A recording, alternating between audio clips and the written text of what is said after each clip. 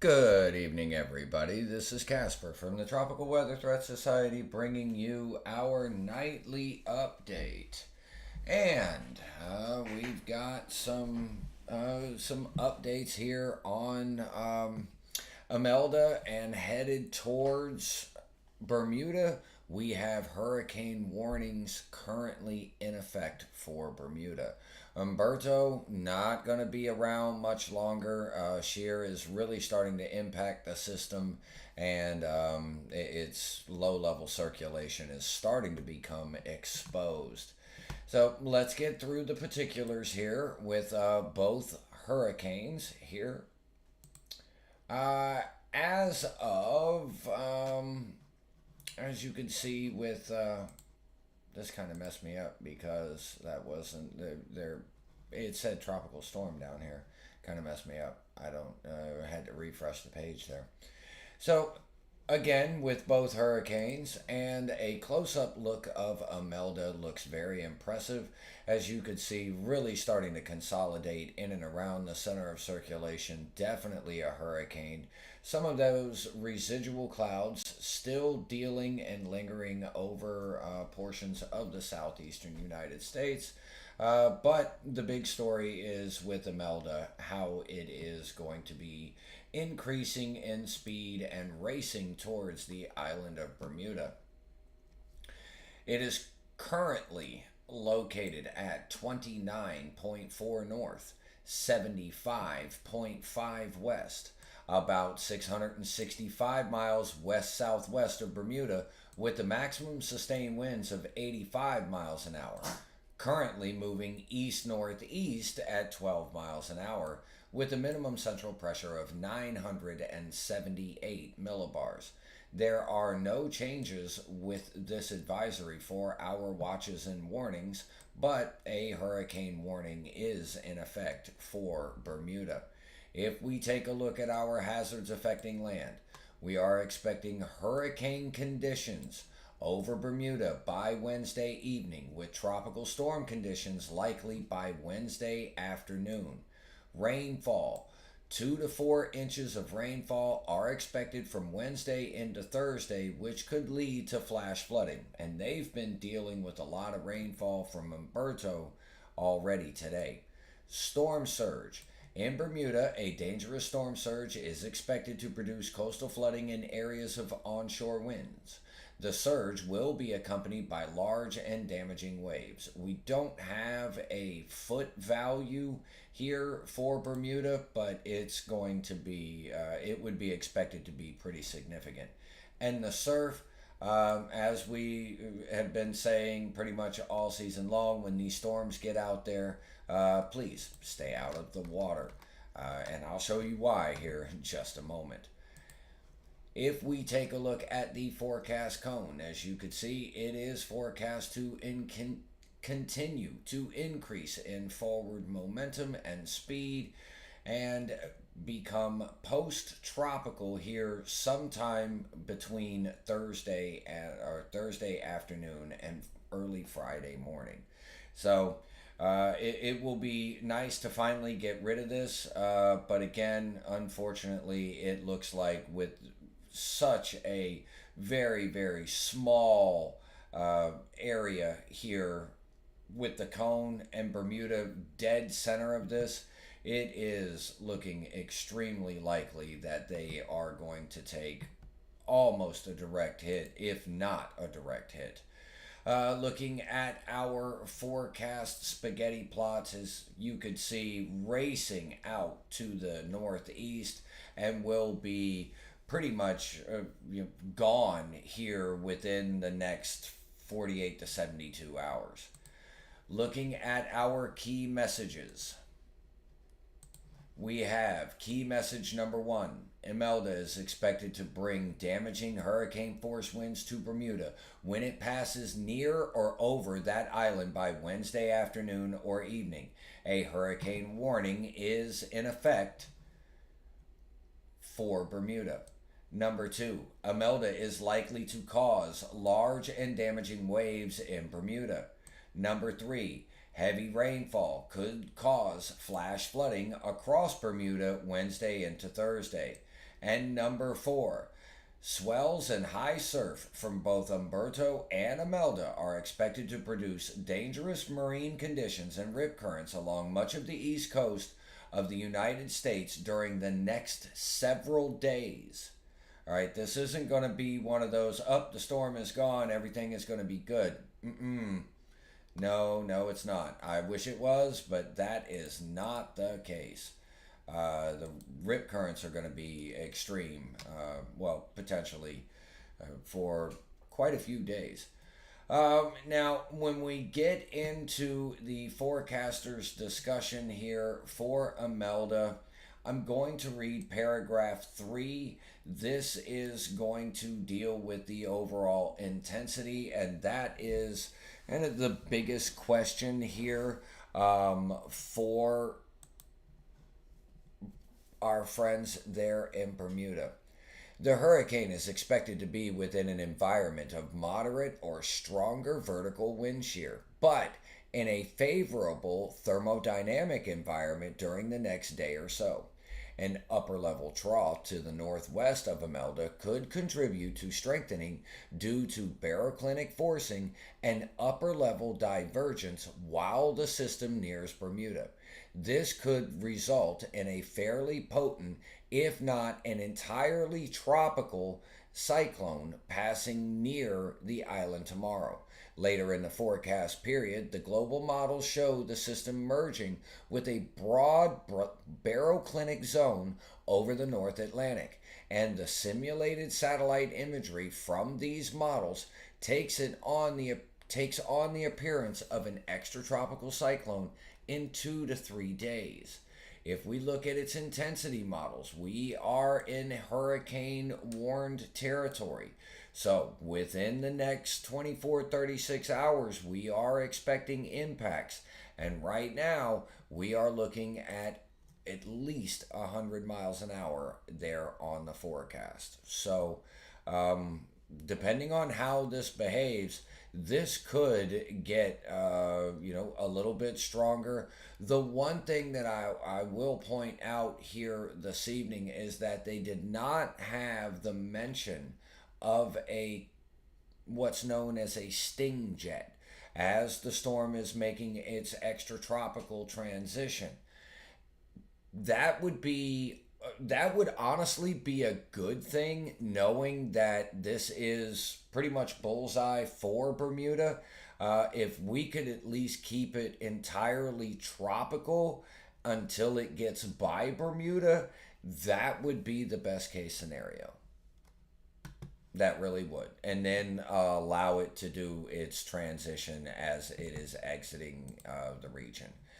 Looking at our hurricane reconnaissance, we've got one plane already en route there, flying over the Bahamas, headed towards Imelda.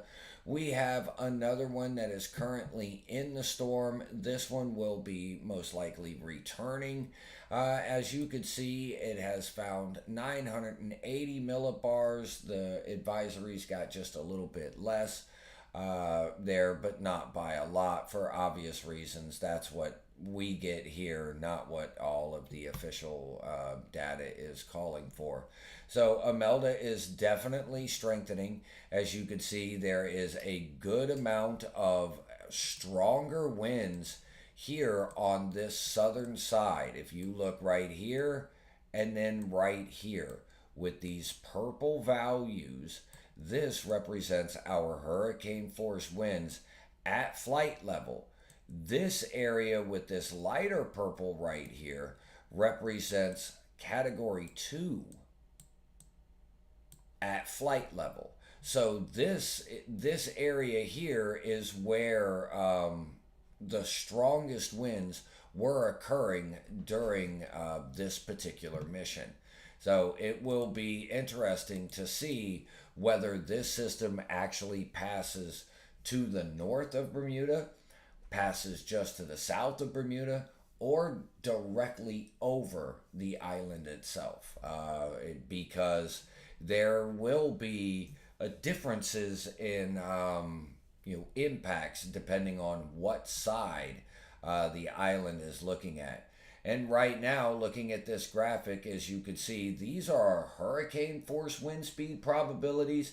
The tropical storm force wind speed probabilities are completely off the chart there. But our biggest concern now are our hurricane force winds, and we are there within the 50 to 60% range, and it's quite a bit.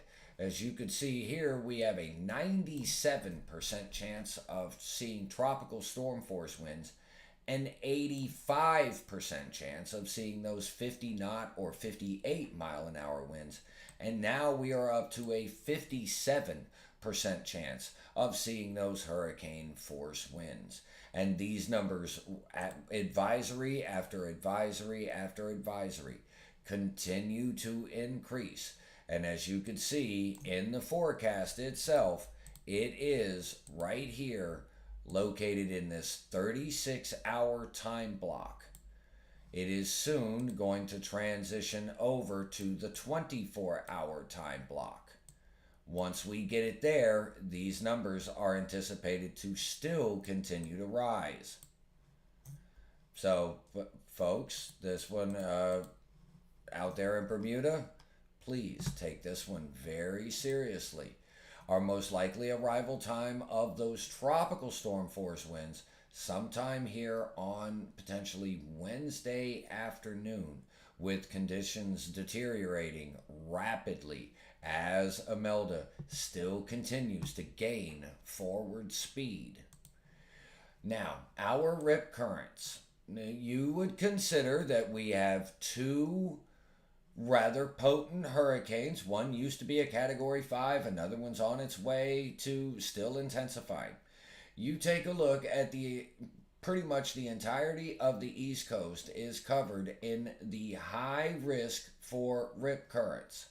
Tomorrow doesn't get any better. All right, so please, folks, stay out of the water. Go out, enjoy it, admire it, but just don't go in it. Please. This is why. This right here, what we have it's the European model significant wave height. And you're going to see exactly why.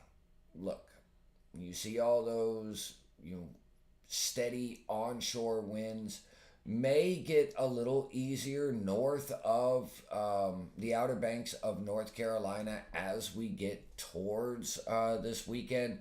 But as you can see here, still down here across eastern Florida, coastal Georgia, coastal South Carolina, potentially south of the Outer Banks, maybe still there a little bit above the Outer Banks as well. But this doesn't go away for maybe 6-7 days, and still maybe a little bit of remnant before we finally begin to try to flip something around. But then here comes another system on the Euro. So potentially dangerous beach conditions. Please check with your local officials and heed any advisories that they are issuing regarding getting out there into the open waters. Now we are going to switch over to Humberto. As you can see, the shear from our approaching trough and the outflow from Imelda is really starting to take its toll on the central core of Humberto. Humberto is not going to be around much longer. It will succumb to the frontal conditions, and I'll show you here in the discussion. It is currently located at 34.0 north, 69.5 degrees west, about 295 miles west-northwest of Bermuda, with a maximum sustained winds of 80 miles an hour. It is currently moving north at 17 miles an hour with a minimum central pressure of 979 millibars. So both systems right now are kind of equal in strength.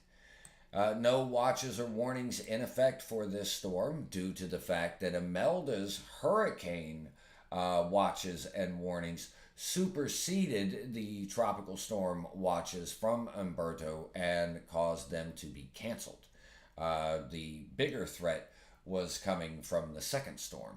So, as we can see here, still expecting the potential for some tropical storm force gusts with some of those stronger storms from Humberto, and I will show you their radar here just momentarily.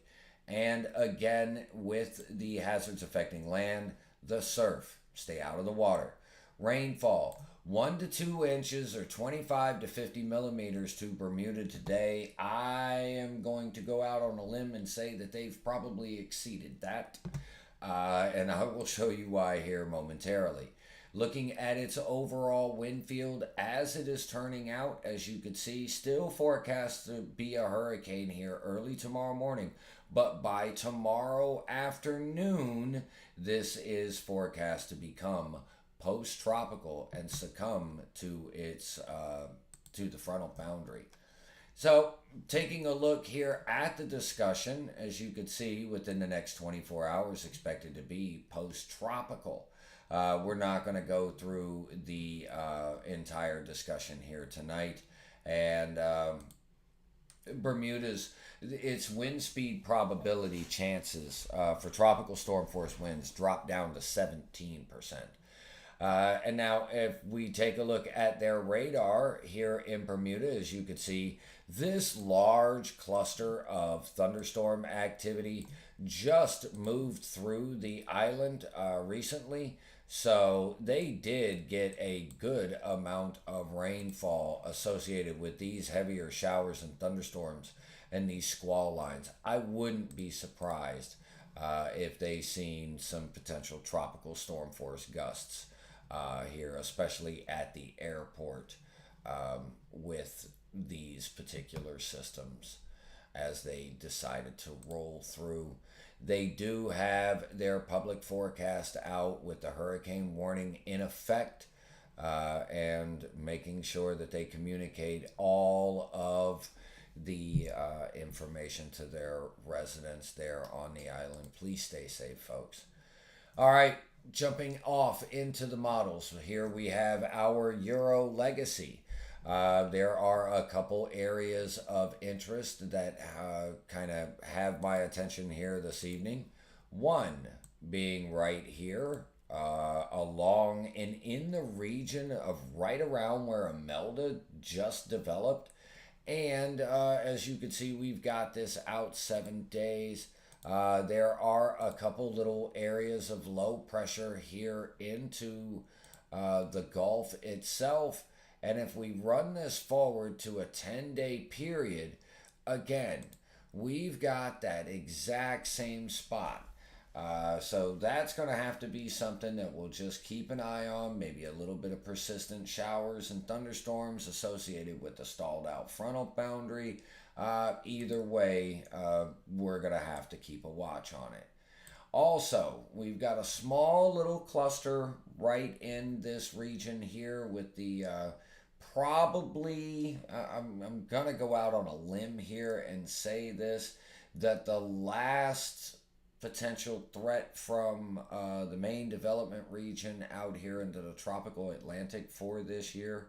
We'll have to keep a close watch on that particular wave as well. Jumping over to the GEFS. Now again, we are out 10 days on this. If we go out day 7, as you can see, the GEFS does have a little bit of a signal here, does not have the signal here, but has a little bit of interest down there. Not a very strong signal at all. If we run this forward to day 10, again, if we were to get something on that very weak signal down here, it would be an area of interest, but there's only like 2-3 lines associated with that. So your probability is less than 10%. But the big question is, what about this wave and this signal here? It, it remains that we're going to have to watch it, no question about it. But it's still got a long ways to come across the basin. And the one thing that I remember from this season is where we would have our models, showing something, showing something, showing something, and then the wave itself gets offshore, and then all of a sudden it doesn't any longer. If you guys remember back to the old former Invest 91L, where we ended up having a 90% chance of development on it, and then 48 hours later, it was completely off the board. Sometimes the models, as we're looking at things and as the atmosphere is changing and the models are picking up on it, we really need those waves to get off the African mainland to really get a good idea of, no more drag coefficient from land, no more friction, none of the thermal dynamics that take place with land and water. So once it's out over water, then it becomes into a slightly more controlled environment because there's not a lot of influence around it. So comparing that with our AI models, as you could see with our Euro AI, it's kind of got a little bit of a signal here. If we go out day 10 with a bunch of chicken scratch, here we'll come back to day 7, a little bit of a signal and a bunch of chicken scratch here, weak signals out here into the Gulf. But we do have our little weak signals showing up on that wave that will be coming off the African coast, pushing it out to day 10. Again, there's not a lot of intensity, very wide amount of tracks here, from way down here south near 15 degrees north all the way up here above 25 degrees north. So a great amount of uncertainty. And again, it hasn't even come off of the African mainland yet. So we'll see if the National Hurricane Center puts a 0-20 on it here. As you know, they go out 7 days. And then we will push it back. So there's 7 days, the Euro, the GEFS, and the Euro AI. So not a big signal there, but maybe something that the National Hurricane Center will give a 0-20 to highlighted area here shortly. So now we're going to take a look at the Google DeepMind. I'm going to keep this zoomed out because there's all sorts of activity going on across the world. As you can see here, we've got one in the Arabian Sea, one in the Bay of Bengal, one out here into the Western Pacific with another one that looks potentially to be a monster. And then we've Got Octave out here into the Eastern Pacific with a few signals that are going to come up and show some pretty significant intensity opportunities for this upcoming wave that we have highlighted from the National Hurricane Center. So now we are out day 7. And as you could see here, we'll use this in comparison. We have a great amount of signal here with the potential for intensity. If we compare that with what we have here into the tropical Atlantic, not really too sold on that just yet. Again, the model really isn't either. I mean, we're looking at 12 ensemble members out of the 50. That's going to equate to 24% probability.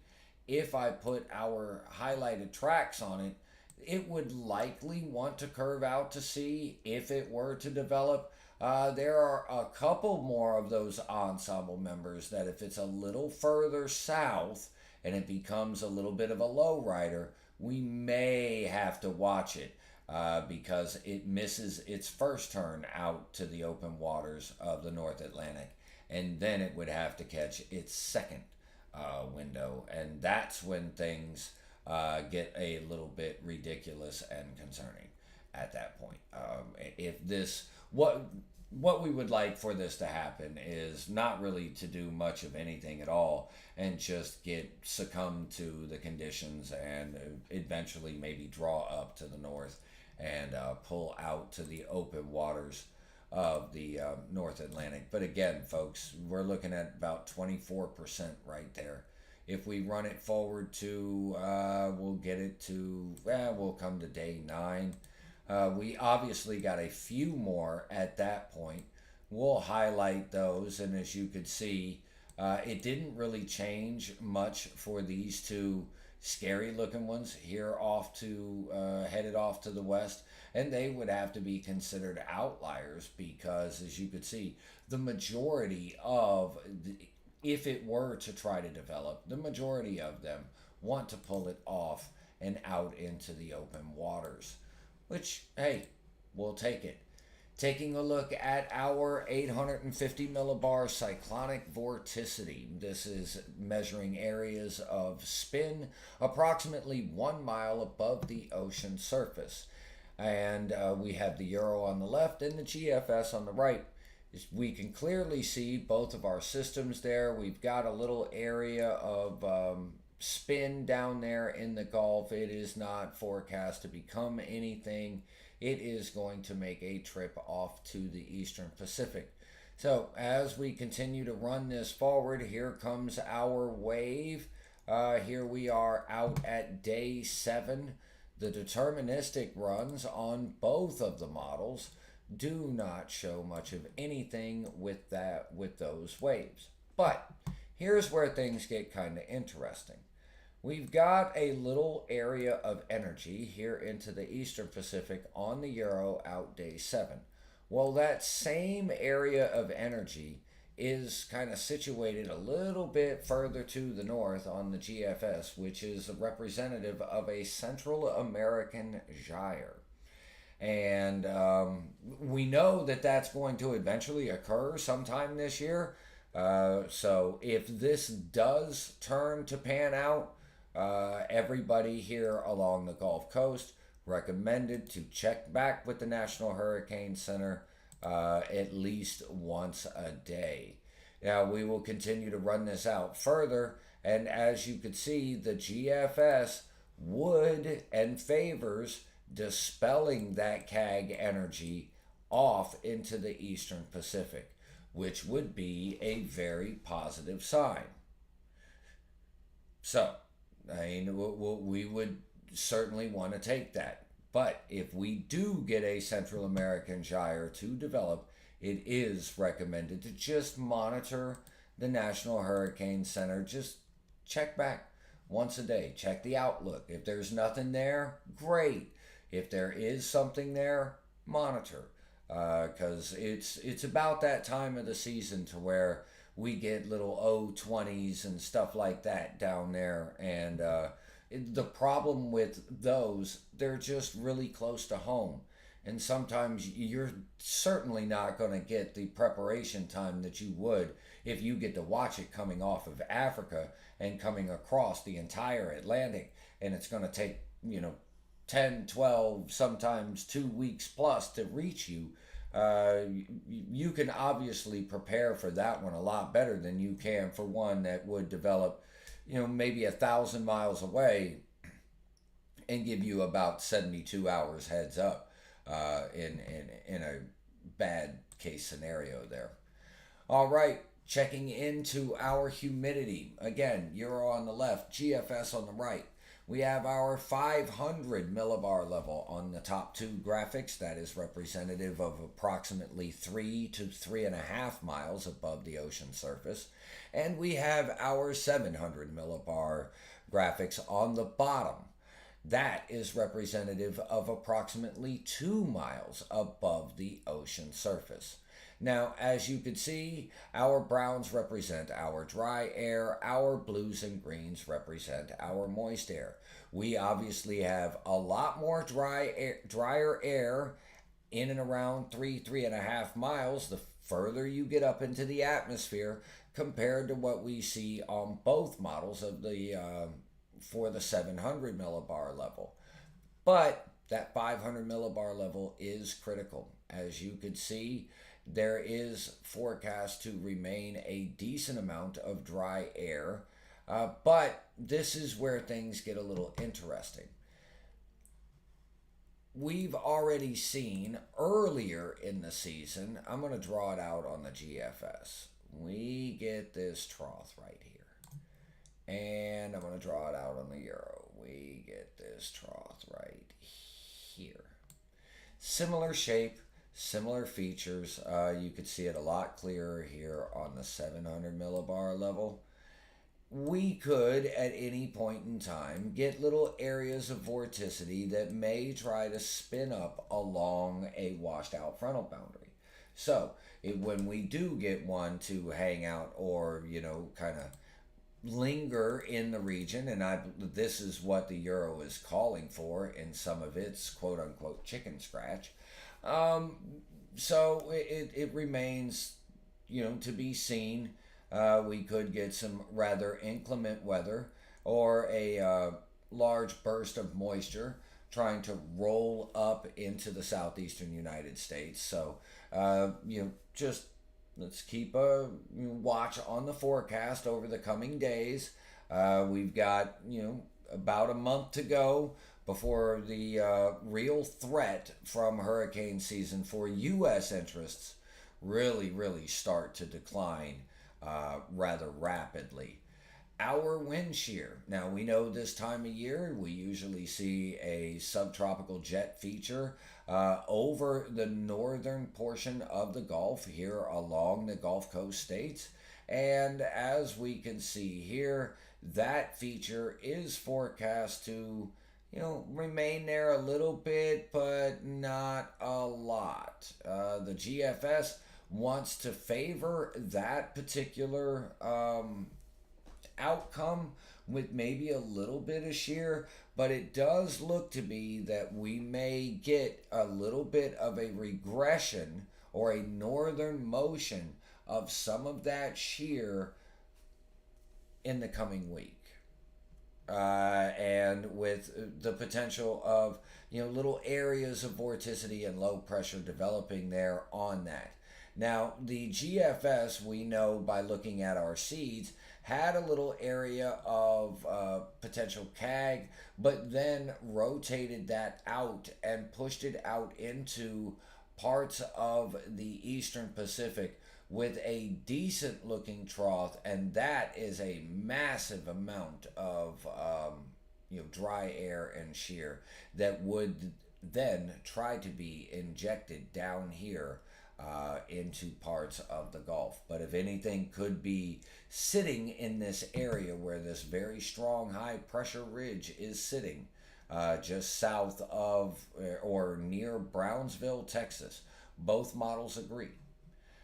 So if anything is sitting in that close region, then we may have problems because that shear component and vector would be quite light.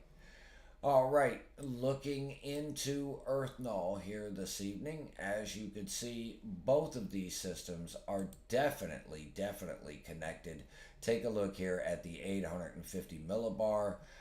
This is certainly a binary interaction.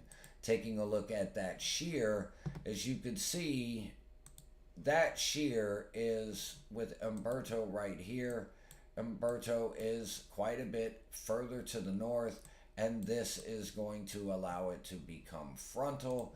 If I bring it down to the 500 millibar level, you can see that frontal interaction with the differences in the air masses already kind of present in Humberto's future. You can see it right there. So as this continues to move to the north, as is currently noted in the public advisory at 17 miles an hour, it is going to be facing this frontal feature right here, and it will not survive. That's why it is forecast to be post-tropical. I wouldn't be surprised if the final advisory on Humberto is already issued prior to our live stream tomorrow night. So we should be able to cover the final advisory on that. All right, jumping out to the Eastern Pacific, we have Tropical Storm Octave, and we also have a area to really watch. This has got the potential to cause some significant impacts to land and Mexican residents there.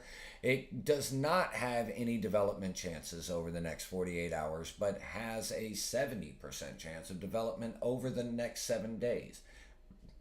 Because of the fact that it does not have any chance of development over the next 48 hours, it does not have an invest tag. As we go forward in time, it will eventually become an area of invest.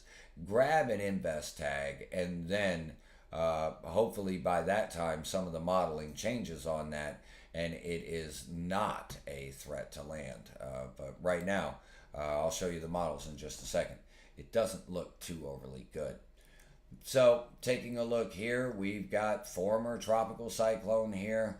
We've got Octave here. And then we've got our other area that is going to be a part of that. So, we've got a swirl here that is on its way down to the south.